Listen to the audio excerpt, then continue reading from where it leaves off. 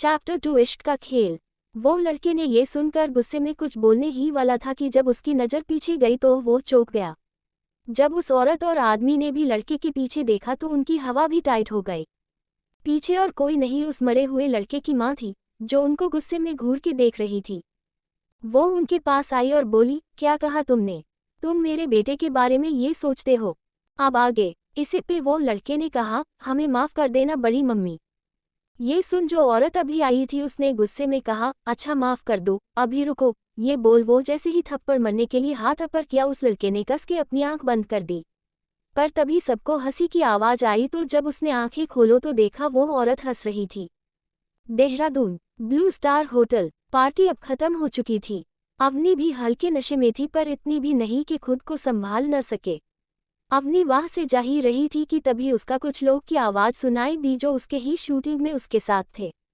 वो उनकी बात सुना तो नहीं चाहती थी, पर जब उसने उसका नाम सुना तो उसके कदम रुक गए और वो गौर से उनकी बात सुनने लगी। उनमें से एक लड़की ने कहा, ये अवनी कुछ जरा हवा में नहीं उड़ रही। अरे इतना क्या घमंड करना, उद्धरण चिन्ह। इसे पे दूसरी ने उसका साथ देते हुए कहा, वही तो हम सब जानते हैं, वो ये तक कैसी आई है? बस डायरेक्टर के बिस्तर गरम करते हुए आई है। उद्धरण चिन्ह। तभी उसमें बैठा एक लड़के ने कहा, अब उसकी भी क्या गलती, जब इतना अच्छा फिगर है तो वो उसका फायदा तो उठाएगी। उद्धरण चिन्ह। अवनी ने ये सुना तो कुछ जरा फर्क नहीं पड़ा, क्योंकि ऐसी बातें वो अक्सर सुनती थी। अब उसको इन सब बातों से फर्क भी नहीं पड़ता था, पर जब उसने उनकी आगे की बात सुनी तो उसकी मुट्ठी कस गई। उनमें से एक ने कहा, अरे लगता है इनके माँ बाप ने यही सिखाया होगा। अरे कैसे माँ बाप है, अपनी ही बेटी को ऐसे काम करवाते हैं। छी, शर्म नहीं आती इनको। अब अवनी से सुना नहीं गया। वो वहां से जल्दी से चली गई। अवनी को डर था कहीं वो अपने गुस्से में उनको मार न डाले। अवनी की आंखों में अब खून उतर आया था। उसने किसी को फोन किया और अपने होठों पे एक कुटिल मुस्कान के साथ कहा, इन लोगों को अपना भविष्य इतना अच्छे दिखाना कि ये कभी भूल न पाए। इतना बोल उसने फोन काट दिया। पर अब भी उसको बहुत गुस्सा आ रहा था। तभी उसको उसकी बहन रूही का फोन आया। ये देख अवनी ने खुद को संत किया और फोन उठाया। तभी दूसरी साइड से एक प्यारी सी आवाज़ सुनाई दी, हेलो दी, आप आ रहे हो ना मुझे एयरपोर्ट छोड़ने? ये सुन अवनी ने झूठ कहते हुए कहा, नहीं रूह में नहीं आ सकती, मुझे यह में कोई काम आ गया था। उद्धरण चिन्ह। ये सुन रूही को बहुत बुरा लगा, पर उसे पता था उसकी बहन ने कितनी मेहनत किया था रूही और उसकी मासी के लिए।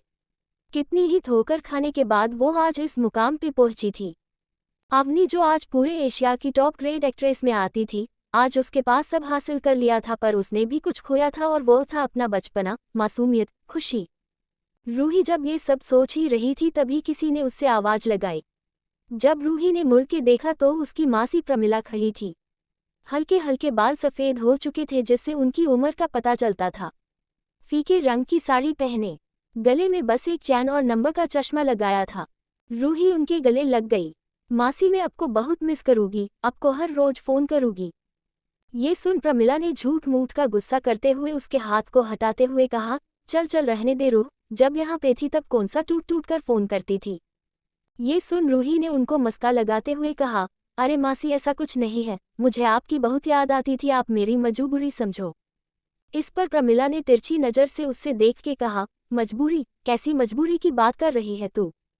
अरे अगर आपसे हर रोज बात करती तो मुझे और आपकी याद आती, और आगरा मुझे आपकी याद आती तो मैं खाना भी नहीं खाती, खाना नहीं खाती तो बीमार पड़ जाती, और फिर इसका असर पड़ता मेरी पढ़ाई पर। वैसे भी मुझे अपनी पढ़ाई की चिंता नहीं है, पर जब ये बात अवनी दी को पता चलता तो वो आपको बोलती और फिर मुझे अच्छा नहीं लगता कि मेरी स्वीटहार्ट को कुछ बोलता। ये है मेरी मजबूरी। ये बोलकर रूही ने अपना पला झाड़ दिया और सारा नाम अवनी के अपर मत दिया। ये सीएन प्रमिला ने रूही के काम पकड़ के कहा, क्यों मेरी बच्ची को इन सब में लाती है तू? अपना सारा दोष उसमें मत दिया। रुक, तुझे मैं बताती हूँ।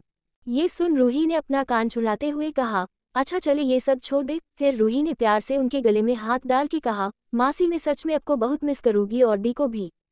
ये सब बातें हो ही रही थी कि तभी रूही का फ़ोन बजता है। फ़ोन पे रोहन का नेम फ्लैश हो रहा था। रूही ने ये देख जल्दी से फ़ोन उठाया और अपने कान से दूर कर दिया। अब रूही का फ़ोन दूर था पर तो भी रोहन की आवाज़ अच्छे से सुनाई दे रही थी। रोहन रूही का बचपन का दोस्त है और आज दोनों साथ में न्यूयॉर्क जाने वाले थे। कुछ देर बाद रूही ने फोन कान से लगा के बिना सामने वाले की बात सुने कहा, अरे मेरे भाई में निकल ही गई, वो तो मासी है जो इमोशनल हो गई है, चल अब फोन रख, खुद भी लेट होगा और मुझे भी कराएगा। ये बोल उसने बिना रोहन के जवाब की फोन काट दिया। फिर रूही ने मासी का आशीर्वाद लिया और घर से निकल गई। दूसरी तरफ अवनी अपनी कार ड्राइव करते हुए मुंबई के पास पहुंचने ही वाली थी कि तभी वो देखती है सामने से एक ट्रक आ रहा है। वो ब्रेक भी लगाती है पर ब्रेक भी फेल हो चुके थे। अवनी को कुछ समझ नहीं आ रहा था कि वो क्या करे। सामने से ट्रक आ रहा था, वहां पे रूही की फ्लाइट की टाइमिंग हो चली थी, अपनी कार की ब्रेक नहीं लग रही थी। अवनी ने अपनी आंख बंद किया और फिर कुछ देर बाद अपनी आंख खोली। जहां पहले उसके आंख में एक उलझन थी, अब वहां पे शांति था। भले अवनी ने अपनी जीवन में कितनी मुश्किल सही हो पर थी तो वो एक इंसान ही ऐसे सिचुएशन में तो अच्छे अच्छे का बुरा हाल हो जाता है। अवनी ने जल्दी से अपनी गाड़ी का गियर चेंज करके पूरा 90 डिग्री घुमा दिया, जिससे जो गाड़ी अवनी के पीछे थी जल्दी से रुक गई। अवनी ने जल्दी से बिना गाड़ी को रोक एकदम सुनसान सड़क पर गाड़ी चला दी। अब अवनी की गाड़ी उस ट्रैक्टर से बहुत आगे निकल चुकी थी। अवनी का गाड़ी को सुनसान सड़क पर लाने की दो वजह थी। पहली वजह कि वो अपनी जान बचा लेती, दूसरा वो अपनी गाड़ी का पेट्रोल भी खत्म कर सकती थी बिना कोई गाड़ी के नुकसान पहुंचाए। तभी अवनी ने सामने देखा तो अवनी से कुछ ही दूर एक खाई थी। अवनी की कार धीरे धीरे खाई के नजदीक पहुंच रही थी। अवनी ने जल्दी से खाई के एकदम सामने वाले पेड़ पर जाकर टक्कर हुए। अब तक रात हो चुकी थी तो उस रास्ते पे एक गाड़ी भी नहीं थी, पर से आज के दिन उस रास्ते से गाड़ी को बंद कराया था। अवनी ने एक गहरी सांस ली और अपना सिर स्टीयरिंग पे टिका दिया और गहरी सांस लेके बाहर निकली। उसने अपनी पीठ गाड़ी से टिका के नीचे बैठ गई। अवनी को कुछ ही देर हुआ था शांति से बैठे हुए कि किसी चीज की वजह से अवनी की चेहरे पे जोरदार रोशनी पड़ी। अवनी ने अपनी आंख को मिच के कहा, साला कोई हमको शांति से जीने क्यों नहीं देता और खुद भी क्यों नहीं जीता, चल बेटा अवनी लग जा काम पे। अवनी ने अपनी आंख खोलकर सामने देखा तो करीब 5 से 8 इनोवा गाड़ी खड़ी थी। अरे ओ बेल बुद्धि, हमें तुम्हारी टीम में शामिल कर दो, बहुत मुनाफा होगा तुम्हारा भी और हमारा भी। ये सुन वहां पे जितने भी आदमी आए थे सबने अवनी को एक पागल की तरह देखा और उनमें ने एक आदमी ने कहा, तुझ जैसे नाजुक सी कली को हम हमरे साथ तो रखते हैं पर जगह अलग होती है। फिर एक भद्दी मुस्कान के साथ कहा, हमरे बिस्तर पर। बस और क्या था, बच गए तन गोपाल। जिस आदमी ने ये कहा वो एकदम दूर जा गिरा। जब सब लोग ने सामने देखा तो अवनी ने उस इंसान को जोर से मारा था। सबको यकीन ही नहीं हो रहा था कि ये दुबली पतली लड़की ने उन सबको मारा है, पर अब सब ने उस पे वार शुरू कर दिया। अवनी सबका डट के सामना कर रही थी। अवनी इस वक्त मां काली का दूसरा रूप लग रही थी। अवनी अब किसी और को मरती की तभी उसका सर चकराने लग गया। उससे समझ नहीं आया कि अभी उसके साथ क्या हुआ। जब उसने सबको देखा तो पाया सब ने अपने चेहरे को कवर किए थे। अवनी को अब धीरे धीरे सब समझ आ गया था। हवा में क्लोरोफॉर्म मिला था। अवनी आगे कुछ करती कि उससे पहले किसी ने उसके सिर पर जोर से वार किया, जिससे अवनी लड़खड़ा गई, पर फिर उसने खुद को गिरने से बचा लिया। उसने अपने सिर में बहुत तेज दर्द हुआ। उसने अपनी पूरी शक्ति लगा के अपने सिर के पीछे हाथ रखा तो उसके सिर से खून बह रहा था। तूने मुझे मारा, रुक अभी बताता हूँ इसका क्या हश्र करूंगा। ये बोल उसने अपना डंडा फेंका और एक गुन हाथ में पकड़ लिया। अवनी को पता था अब वो ये से जिंदा तो बच के जाने से रही। उसको अब धीरे धीरे बेहोशी छाने लगी थी। तभी किसने आके उसके पेट पे चाकू से वार किया। इस समय अवनी के आगे उसकी बहन रूही का चेहरा, अपनी मासी का चेहरा दिखाई दे रहा था। अब वो लहूलुहान जमीन पे गिर गई। उन लोग यही नहीं रुके, उन लोग अवनी को बेरहमी से मरते रहे। फिर आखिर में इन लोग ने अवनी को पकड़ केको के पास लाके नीचे खीरा दिया।